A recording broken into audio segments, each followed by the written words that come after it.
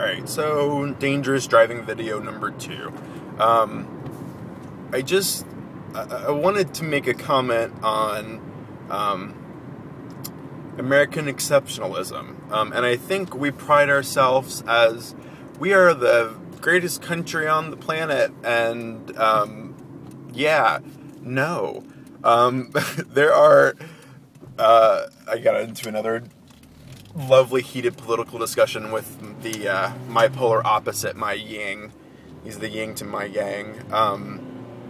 And, you know, there are tons of countries on this planet that offer the same freedoms of speech, religion, that we do, and then they chuck in, like, marriage equality, and they tax the highest income bracket at 12% more, and they provide health care to everybody, and higher education for everybody,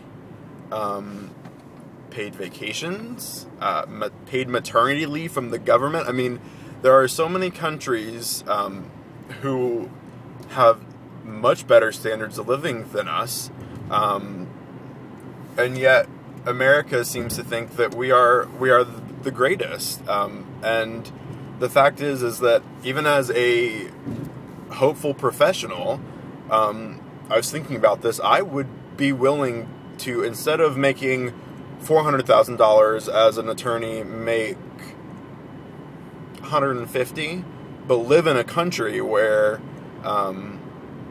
there really was sort of this we're all taking care of each other mentality. We've created this sink or swim mentality, and we've repackaged that and sold that as the American dream, where, if you were in the 1950s and you worked hard, then yes, your parents were absolutely able to move up. But as we have grown as a country, we're trying to compete with, China economically, and there are people that have 1 billion people, many of whom have shitty quality of living, and none of us would want to live there. And, America seems to want to chart this sort of new path that nobody else in the world has made work, where we, we're competing with China as far as size of the economy and growth and yada, yada, yada.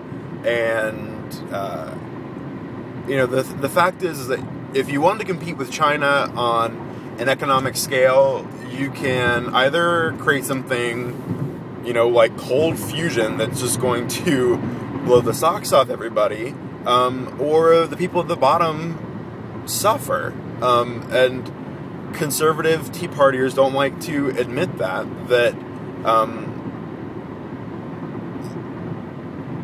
when you lower taxes, the sort of lower taxes, more freedom, keep more what you spend model, perpetuates the cycle of poor, uneducated, people who can't pull out of that cycle. It's, there's this complete disconnect and an aversion to admitting or acknowledging that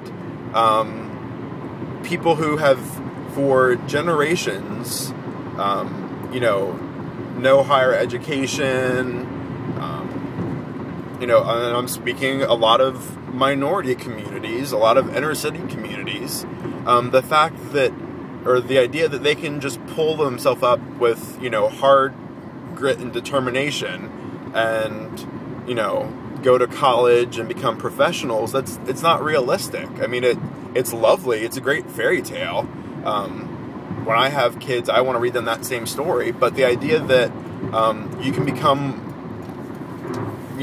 whatever you want, be who you want to be, through hard work, it's just not going to happen. There are people who are stuck in, D schools who are never going to get an education that allows them to compete well enough to get into college. I mean, there are standouts. There are great people who have, you know, risen from, you know, nothing to become amazing. But if you look at, like, college rates of people going from, you know, high school on to college, if you were to compare the rates between people who are in nice upper middle class, predominantly white tax bases, where they're getting a lot of money funneled into those schools, they are generally going to have a higher rate of college matriculation than an inner city school who is, you know, drastically underfunded. And people, I think it helps people sleep at night to think that, oh, well, you know, they're just doing that to themselves. And it's like, no, a generation ago, African Americans and other minorities were segregated. I mean, literally not even allowed in the same buildings.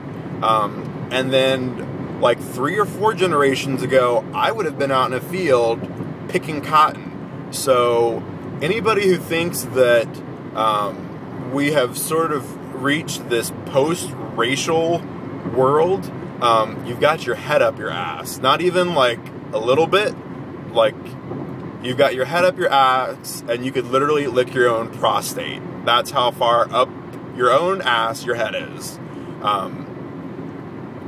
And that's not to say that, you know, there aren't people who take advantage of the system. There's this, you know, ugly stereotype of a, you know, welfare queen who's got an Escalade rolling on dubs and she's got her 8 kids, and I'm sure that exists, absolutely.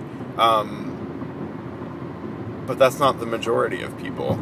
And I was laughing with my counterpart, and I was saying, you know, places like Sweden and Finland, you know, Nordic countries, European countries, they tax at, instead of like 35, 38%, 48 or 50%, and yet they have much better overall health care. We like to pride ourselves on emergency health care, which is good because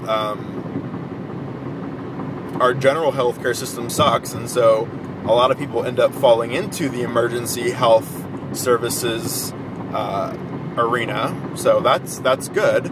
But, you know, there's something fundamentally wrong with this country that we can't say, wow, they're providing healthcare, higher education, maternity leave. They don't have as many billionaires. They're not all driving around in big SUVs, but they have all the same freedoms we have. And of course, my friend brought up, you know, military. We're the greatest country in the world because yes, I think that's fantastic. I'm glad that we, you know, defeated Hitler and,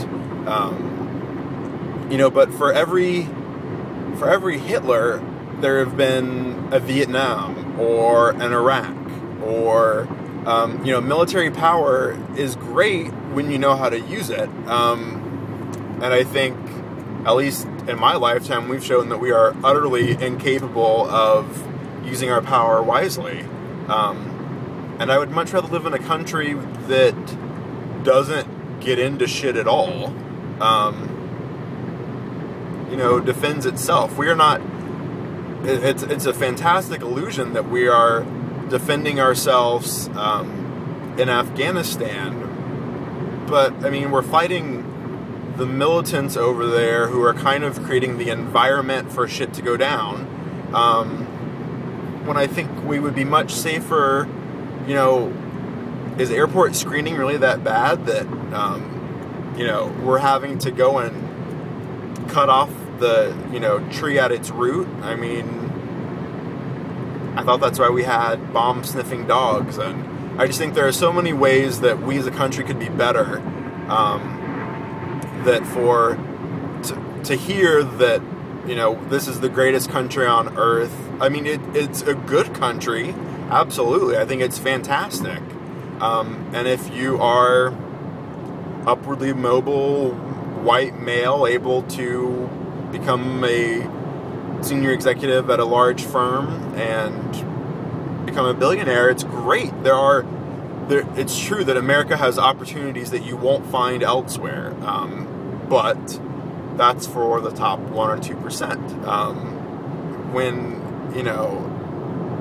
teen pregnancies and our education ranking in the world are so low, I think it's a valid question to say, which do we value more? Do we value the ability of people to become filthy rich over providing essential services and raising our country as a whole?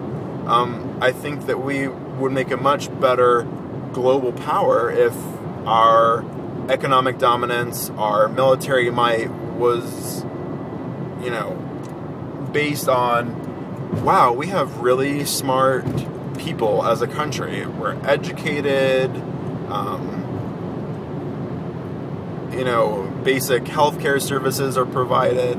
I think that would be a much better measure than, what's the average GDP, the average salary. I think what we have to offer everyone is a much better indication of where we are as a country than what we have to offer the select few. But I'm a dirty socialist like that.